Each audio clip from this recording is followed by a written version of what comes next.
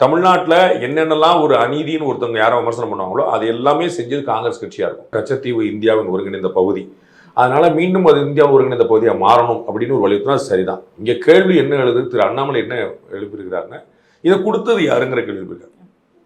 திரும்ப எங்களுக்கு கொண்டு வா அப்படின்னா வந்து யார் கொடுத்தது அப்படிங்கிற கேள்வி. அப்போ நம்மளுடைய பங்கம்ங்கிறத ஏற்றுக்கிறாங்களா திமுக? இதே திராவிட முன்னேற்ற கழகம் இங்கு தமிழ்நாட்டில் ஆட்சி இருந்தபோது, இதே காங்கிரஸ் கட்சியோடைய கூட்டணி அங்கே வந்து டெல்லியில் ஆட்சி இருந்தபோது அப்போ நடந்த விஷயம் தான். அப்போ வந்து திருமதி இந்திரா காந்தி இதனால எந்த இழப்பும் இல்லை, அது ஒரு தேவையில்லாமல் இருக்குன்னு அவங்களுடைய பார்வையாக இருந்துச்சு. திரு நேரு அவர்களுடைய பார்வை தான் இருந்தது, திருமதி இந்திரா காந்தியோடைய பார்வை தான் இருந்தது. கருணாநிதி அவர்கள் சட்டமன்றத்தில் அவங்க சொல்லி அவங்க வந்து இந்த மாதிரி பண்ணிட்டாங்கன்னு சொன்னாங்க, அவங்க கைமீறி போன மாதிரி ஆச்சுன்னு சொன்னாங்க. இத்தனை வருஷமா அவங்க எடுக்காமல் கொடுக்குறது அவங்களுடைய பலவீனத்தை மறைக்கிறதுக்கான ஒரு முயற்சி. நாங்கள் ஒரு தீர்மானம் நிறைவேற்றோம்னு சொன்னது. அப்போ தீர்மானம் தமிழ்நாட்டில் என்னென்னலாம் ஒரு அநீதின்னு ஒருத்தவங்க யாரும் விமர்சனம் பண்ணுவாங்களோ அது எல்லாமே செஞ்சது காங்கிரஸ் கட்சியாக இருக்கும். எமர்ஜென்சி கொண்டு வந்தது யாரு, ஆட்சியை கலைத்தது யாரு, அரசமைப்புகளை திருத்தியது யாரு, ஹிந்தியை வந்து வலுக்காட்டாயமாக திணிச்சது யார், இது எல்லாமே ஹிந்தி எதிர்ப்பு போராட்டம் எந்த கவர்மெண்ட் இருந்துச்சு?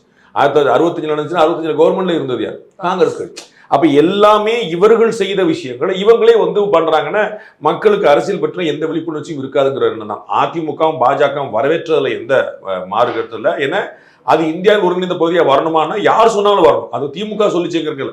ஆனால் திரு அண்ணாமலை அவர்கள் எக்ஸ்போஸ் பண்றது நீங்க தானமா கொடுத்தீங்க, நீங்களே கொண்டு வரணும்னு சொல்லிட்டு இருக்கீங்க. எனக்கு நீங்க கொடுத்த போய் வச்சுக்கோங்கள, கல்வி வந்து இன்னைக்கு பொதுப்பட்டியல் இருக்கு.